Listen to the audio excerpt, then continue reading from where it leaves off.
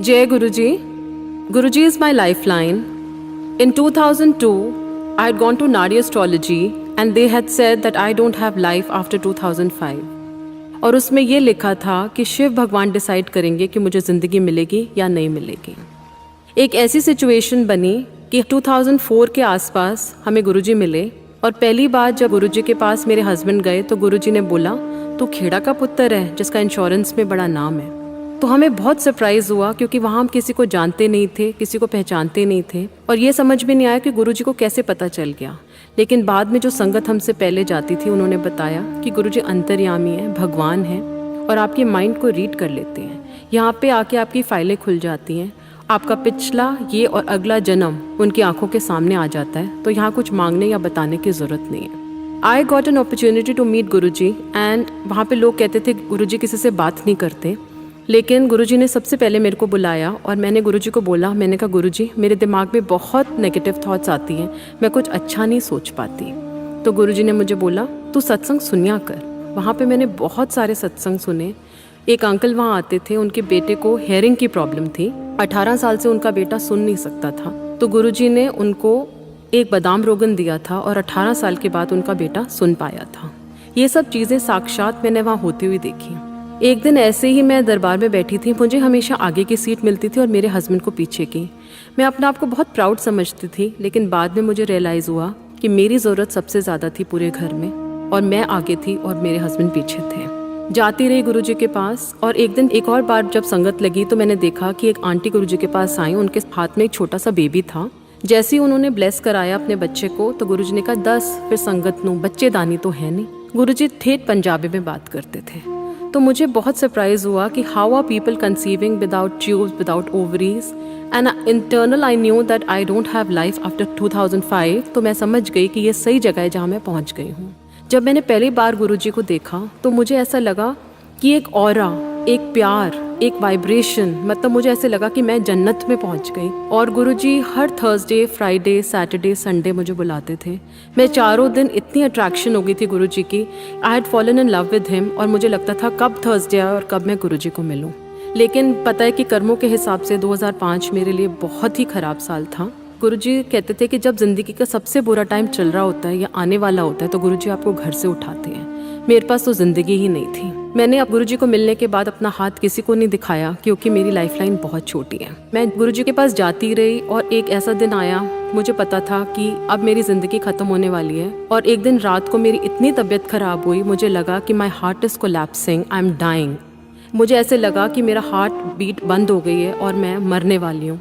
मैं एकदम खड़ी हो गई और हिम्मत जुटा के अगले दिन मैं गुरुजी के पास गई। मैंने गुरुजी को कुछ नहीं अपने बारे में बताया। गुरुजी ने फिर भी मुझे लंगर खिलाया, प्यार से बिठाया। ऐसे एक दिन एम्पायर स्टेट के बाहर ही मेरी तबीयत इतनी ख़राब हुई कि मुझे लगा कि माई हार्ट हैज स्टॉप्ड और मुझे लगा कि आज मेरी ज़िंदगी का आखिरी दिन है। एक आंटी मेरे को गुरुजी के पास पकड़ के ले गई और मैंने गुरुजी को बोला, मैंने कहा गुरुजी मैं जा रही हूँ। गुरुजी ने कहा कोई गल नहीं, तू लंगर खा। जो लंगर हम यहाँ खाते हैं उसमें गुरुजी की पूरी ब्लेसिंग्स होती हैं।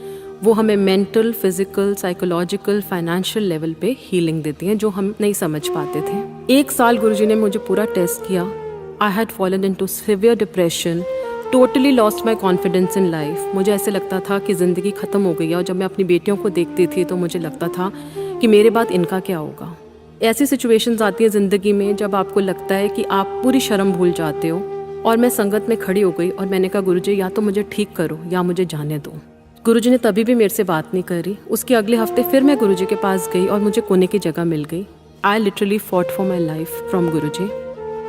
मैं वहाँ बैठी हुई थी और टेलीपैथिकली मैं गुरुजी को बोल रही थी कि गुरुजी अगर आज आपने मेरे से बात करी मैं कभी यहाँ पे नहीं आऊँगी। गुरुजी ने मुझे आवाज़ दी, कह रहे इत्थे आ। गुरुजी ने मुझे बोला लोटा ले आई। I think I am the only sangat में एक ऐसा हूँ जिसको 2 लोटे गुरुजी ने ब्लेस करके दिए। गुरुजी ने मेरा डेट ऑफ बर्थ पूछा और थर्सडे को बोला लोटा लेके आना। फिर गुरुजी ने मुझे बोला अद्धे नाल पी लें ते अद्धे नाल नहा लें। जैसे ही मैंने वो लोटा यूज़ करना शुरू किया मेरी हेल्थ इंप्रूव होना शुरू होती गई। I was a total dead body but I recovered from that dead body and I was absolutely with good health, with no problem, nothing at all. And I thought लोटा काम कर गया क्योंकि हम इंसान हैं, हम ये समझ नहीं पाते कि जब तक हमें कोई चीज़ भगवान ना दे, या लोटा, कोई पेंडेंट या कोई फोटोग्राफ, तो हमें लगता है कि हमें ब्लेसिंग है। लेकिन गुरुजी इतने बड़े भगवान हैं कि वो अपनी दृष्टि से ही हमें क्योर कर देते हैं। और मैं ये समझ नहीं पाई कि गुरुजी अपनी ज़िंदगी से मुझे ज़िंदगी दे रहे थे। एक दिन मैं संगत में आई, गुरुजी वहाँ बैठे हुए थे, मुझे बुलाया, कह रहे इत्थे आ, एक गल दसा। मेरी ज़मीन खिसक गई जो गुरुजी ने मुझे बात बोली। कहते अज तेरी 13वीं हैगी, बरसी है तेरी, जा न्यू लाइफ ऐश कर, कल्याण हो गया। तो मैं बहुत सरप्राइज हो गई। मैंने कहा गुरुजी क्या बोल रहे हो आप? कहते होर की, कल्याण कर आ गई है, जा न्यू लाइफ ऐश कर। मुझे नहीं पता, गुरुजी अपनी ज़िंदगी से मुझे ज़िंदगी दे रहे थे और मैं गुरुजी के पास जाती रही। हर थर्सडे, फ्राइडे, सैटरडे, संडे मैं गुरुजी के पास जाती रही। मैं पूरी दुनिया से डिस्कनेक्ट हो गई और सब मुझे पागल कहते थे। कहते ये किसी गुरु के चक्कर में पड़ गई है जिसने इसका दिमाग खराब कर दिया। लेकिन जो प्यार गुरुजी से हमें मिला, जो अनकंडीशनल लव हमें वहाँ से मिला, वो बयान करना मुश्किल है। एक दिन ऐसे ही मैं संगत में बैठी हुई थी तो मेरे हस्बैंड को बहुत ज़्यादा बैकएक की प्रॉब्लम थी। 6 महीने हो गए थे, हम दिल्ली के हर डॉक्टर पे जा चुके थे, लेकिन उनको एक पॉइंट पे बहुत ज़्यादा पेन होता था। तो एक दिन मैंने गुरुजी से हिम्मत करके बात करी, गुरुजी इनके पेन बहुत होता है, क्या करूं? गुरुजी ने कहा मैं की करा, जा अंकल नो बोल पाठ किता करे। मैं चुप हो गई, मैं वापस आ गई निराश होके। लेकिन अगले हफ्ते जब मैं गुरुजी के पास आई तो गुरुजी ने बोला घर वाले दी तबीयत ठीक है? तो मैंने कहा गुरुजी बिल्कुल ठीक नहीं है। कहते चल कोई गल नहीं। जब मेरे हस्बैंड ने गुरुजी को मत्था टेका तो गुरुजी कहते तैनू पता है तैनू प्रॉब्लम क्यों हो रही है? तो मेरे हस्बैंड ने कहा हाँ गुरुजी मेरे कुछ पुराने कर्म ही बुरे कर्म रहे होंगे। तो ही सर हाँ ए तो चंगी गल कीती, अजकल सारी दवाइयाँ बंद कर दे ते जा कल्याण कर देता और हल्दी वाला दूध पी। रात को उनको बस थोड़ा सा ही हल्दी वाला दूध दिया था और उसके बाद उनको ना वो पेन हुआ ना वो दर्द हुआ। It just vanished. I don't know, he had to travel and he was absolutely fine. I was worried about him, but Guruji ने जब ब्लेस कर दिया तो कोई वरी की बात नहीं थी। इतने में गुरुजी ने समाधि ले ली और हमें पता ही नहीं चला, गुरुजी हमारे हाथों से चले गए। जब गुरुजी ने समाधि ली तो मैंने गुरुजी के अलावा हर मंदिर गुरुद्वारे में मत्था टेकना बंद कर दिया था। तो मैं एक दिन ऐसे ही बैठी हुई थी, गुरुजी को बहुत याद कर रही थी और बहुत रोई। मैंने कहा गुरुजी आप कहाँ चले गए? मैं किसी मंदिर में नहीं जाती, गुरुद्वारे में नहीं जाती और मैं उनको बहुत ज़्यादा मिस करती थी। एक दिन मैं रोते रोते रात को सो गई। रात को गुरुजी ने मेरे को साक्षात दर्शन दिए। अर्ली मॉर्निंग का टाइम था। गुरुजी ने अचकन पहनी हुई थी और गुरुजी साक्षात मुझे दिखे। उन्होंने मेरे को हक किया और कहते हैं मैं सिर्फ चोला छड्या है, मैं किथे गया नहीं हाँ, तो जब तो मैनू याद करेगी तो मैं तेरे नाल हाँ। और मैं जब उठी तो मेरे दिमाग में बस एक ही गाना चल रहा था, मेरा सुंदर स्वामी जी ए चरण कमल बख्शारा। तो मैं समझ गई कि गुरुजी सिर्फ फिजिकली गए हैं। And believe it or not, today is the time when I remember him, he is just there for me. जो सिचुएशंस सुबह होती हैं वो दोपहर को नहीं होती हैं, जो दोपहर को होती हैं वो रात को नहीं होती। और this is the only place where destinies can change. Guruji ऐसे भगवान हैं जो आपको ज़िंदगी दे सकते हैं। जो हम ये शिव ओमकारा आरती करते हैं ये भी हम गुरुजी को एक छोटे स्थान पे बैठाते हैं। गुरुजी महाशिव हैं, वो भगवान हैं, वो इतने बड़े भगवान हैं। अगर हम गुरुजी को मत्था टेकते हैं तो पूरे ब्रह्मांड को मत्था टेकता है। वो कहते थे सारे देवी देवता मेरे को ही नमस्कार करते हैं। कहते हैं सारा सूरज मैनू नमस्कार करके उगदा है। तो इतनी बड़ी बात कह रहे थे, लोग मूर्तियां नू मत्थे टेकते ने ते शिव सामने बैठा है। Guruji is that Om, that Omkar, that light, that energy जो इस दुनिया को संभालती है। And we are all very lucky that we have come under his sharan. ऐसे बहुत सारे मेरिकल्स हैं जो गुरुजी के साथ मैंने एक्सपीरियंस करे। मेरी पूरी ज़िंदगी एक मेरिकल है और I can write a book on Guruji, because जो सांस मैं लेती हूँ वो गुरुजी की दी हुई है। और हमेशा एक छोटी सी अरदास गुरुजी से होती है कि गुरुजी ज़िंदगी में ऐसी चीज़ ना करूँ कि आपकी जो मैं सांस लेती हूँ वो कुछ गलत कर्म मैं कर जाऊँ। तो गुरुजी आपकी कॉन्शियस में बैठे हुए हैं, आपके अंदर बैठे हुए हैं और वो आपको गलत और सही सब कुछ बता देते हैं और बिफोर हैंड आपकी प्रॉब्लम्स को अपने ऊपर लेके हमें ठीक कर देते हैं। और जो हमारी किस्मत में नहीं है, जो हमारे लिए अच्छा नहीं है, वो गुरुजी हमें नहीं देते। लेकिन जो हमारे लिए अच्छा है वो हमें पता नहीं क्या ब्लेसिंग दे जाते हैं, वो हमें पता ही नहीं चलता। वो क्या हमारे कल्याण कर जाते हैं वो भी हमें पता नहीं चलता। एक छोटा सा सत्संग है जो मैं शेयर करती हूँ आपके साथ। जब मैं गुरुजी के पास गई थी तो मैं झुक के मत्था नहीं टेक पाती थी क्योंकि मेरे को थोड़ी सी सर्वाइकल की प्रॉब्लम है। तो एक आंटी ने मुझे बोला कि गुरुजी कह रहे हैं कि तू झुक के मत्था नहीं टेकती। तो मुझे बहुत गिल्टी फीलिंग हुई कि हाँ सच्ची मैं गुरुजी को मत्था खड़े होके टेकती हूँ, नीचे नहीं टेकती। देखो कैसे आपको अपने आंसर सत्संग में मिल जाते हैं। मैं एक सत्संग में गई, वहाँ पे एक अंकल सत्संग कर रहे थे कि जब मैंने हार्ट सर्जरी कराई थी, जब मैं समाधि में मत्था टेका, मैंने कहा गुरुजी सॉरी मैं आज आपको झुक के मत्था नहीं टेक सकता क्योंकि मैंने हार्ट सर्जरी कराई है।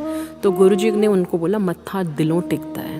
तो गुरुजी ने हमें इतनी सारी चीज़ें सिखाई, कहते थे चलते फिरते उठते बैठते तुसी पाठ कर सकते हो। ज़रूरी नहीं है कि आपने कोई रिचुअल्स में पढ़ना है कि सुबह हमें उठ के पहले नहाना है, हमें अगरबत्ती जलानी है। उन्होंने सब रिचुअल्स से हमें हटा दिया। कहते थे ओम नमः शिवाय शिवजी सदा सहाय, ओम नमः शिवाय गुरुजी सदा सहाय। ये एक महामंत्र है और एक ये डेड बॉडी को भी अलाइव कर सकता है। और उन्होंने कोई सिस्टम नहीं बांधा कि कब पाठ करो। कहते थे चलते फिरते उठते बैठते पाठ करो और मैनू याद करो।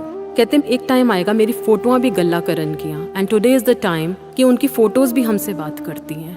कहते थे अगर तुम छोटी फोटोग्राफ लेके पानी डाल डाल के पियोगे तो अमृत बनेगा और अमृत से ये आपकी जो बीमारियां, जो हीलिंग है, ये सब आपको ठीक होगा। और मन से अगर आप गुरुजी को अरदास करोगे तो हो ही नहीं सकता कि हमारी वो अरदास ना सुने, क्योंकि अरदास में इतनी शक्ति है, इतनी शक्ति है कि मैं आपको बता नहीं सकती। एक और ऐसा सत्संग है, जब मैं गुरुजी के पास गई थी तो गुरुजी ने मुझे बोला कि तू ना सत्संग लिख के ला। तो मैंने कहा ठीक है गुरुजी, मैं एक पेपर में लिख के अपना सत्संग चली गई। जब मैंने पेपर पकड़ाया तो गुरुजी ने कहा इस तरह नहीं लाएदा, सीडी विच लेके आ। तो मैंने कहा ठीक है गुरुजी। नेक्स्ट वीक मैंने अपना सत्संग लिखा और सीडी में कराया और गुरुजी को हाथ में दे दिया। मुझे नहीं पता था कि समाधि के बाद वो सत्संग लाइट ऑफ डिविनिटी में आएंगे। और सत्संग उन्होंने मेरे से लिखवाया, लेकिन वो बाद की प्लानिंग थी कि उनको शायद वो किताब पब्लिश होनी थी और उनमें सारे सत्संग आने थे। तो so many things I can not relate कि कैसे उन्होंने मुझे ज़िंदगी दी।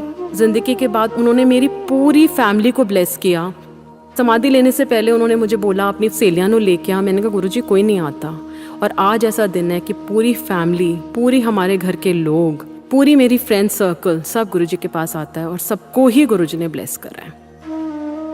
गुरुजी के बारे में कहना बहुत मुश्किल है। और इतने बड़े भगवान जो आपके सामने बैठे हैं, उनके आगे अगर हम मत्था भी टेक लेते हैं, कहते थे इस बड़े मंदिर में इतनी शक्ति है कि जो बाहर से भी मत्था टेक के चले जाएगा उसको भी ब्लेसिंग है।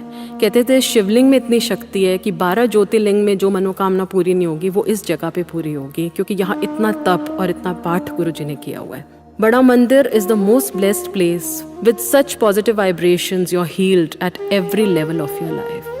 And गुरुजी कहते थे कि व्रत ना करो, फास्टिंग ना करो।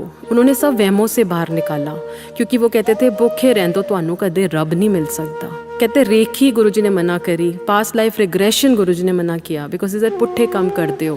एस्ट्रोलॉजर पे गुरुजी ने जाने के लिए मना किया बिकॉज ही सेड अब तुहाडा हिसाब किताब मेरे हिसाब नाल होएगा, किसी पंडित, एस्ट्रोलॉजर या पत्री के हिसाब से नहीं होगा। मेरी पत्री के हिसाब से तो मेरी ज़िंदगी ही नहीं है और मैं आपके सामने बिल्कुल ठीक ठाक खड़ी हूँ। आज 15-20 साल हो गए हैं, लेकिन without any health problem, without any health issue. छोटी छोटी प्रॉब्लम्स आती हैं क्योंकि गुरुजी ने बोला हुआ है कि 10% तो भोगना पड़ेगा, 90% मैं माफ़ कर देंगा। तो 90% हमारा सब कुछ कट चुका है और 10% हम भोग रहे हैं, क्योंकि 10% भी वो कहते थे मैं ज़ीरो कर सकना, पर फिर रब नू कौन याद करेगा। जो हम ये पाठ ये करते हैं, ओम नमः शिवाय शिवजी सदा सहाय, collective part is the need of the hour. He used to say कि ये जो हम पाठ करते हैं ये पूरा यूनिवर्स में वाइब्रेशन जाती है और वो वापस आती है और वो सारी दुनिया को ब्लेस करती है। तो उन्होंने ये बहुत छोटे छोटे तरीके बताए। कहते थे कि कोई टेंशन लेने की बात नहीं है, या दुख ले लो या मुझे रख लो। एक गुरुजी के वहाँ एक बहुत ब्यूटीफुल शब्द चलता था, देहे नाम संतोखिया उतरे मन की बुख, बिन गुरजे मंगना सिर दुखा दे दुख। तो गुरुजी के अलावा हम जो भी मांगते हैं दुखों के दुख ही मांगते हैं। अगर हम गुरुजी को मांग लेंगे तो हमें कभी मांगने की ज़रूरत नहीं पड़ेगी। बिलीव इट और नॉट, गुरुजी के जाने के बाद मुझे कभी मांगने की ज़रूरत नहीं पड़ी, क्योंकि अपने आप चीज़ें अपने आप जगह पे आती गई। मुझे नहीं पता कैसे चीज़ें सॉर्ट आउट होती गई। गुरुजी ने सिर्फ शब्द कीर्तन से ही, वाणी से ही हमें आंसर्स दिए। ना कोई प्रवचन था, ना कोई पंडित था, ना कोई पुजारी था, ना कोई घंटी है इस मंदिर में। सिर्फ शब्द कीर्तन से ही कहते थे तुम्हें सारी पॉजिटिव वाइब्रेशंस मिलेंगी, लंगर से तुम्हें पॉजिटिव वाइब्रेशंस मिलेंगी, चाय प्रसाद में तुम्हें पॉजिटिविटी मिलेगी और कुछ कभी मांगने की ज़रूरत ही नहीं पड़ेगी। बहुत छोटा सा सिस्टम है। कहते थे एक हफ्ते विच एक बार हाज़री लगा लो, एक बार नहीं आ सकते 15 दिन विच एक बार आ जाओ, एक महीने एक बार आ जाओ। Be just be connected to him.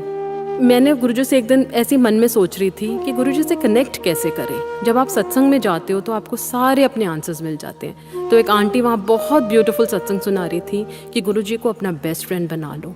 You have good morning with Guruji, good night with Guruji, lunch with Guruji, dinner with Guruji, shopping with Guruji. अगर 24 घंटे आप उनके साथ हो, जस्ट इमेजिन इफ 24/7 एक महाशिव का ऑरा आपके साथ रहेगा, तो कोई ऐसी चीज़ नहीं है जो आपको मिल नहीं सकती, आपको कोई हिला नहीं सकती।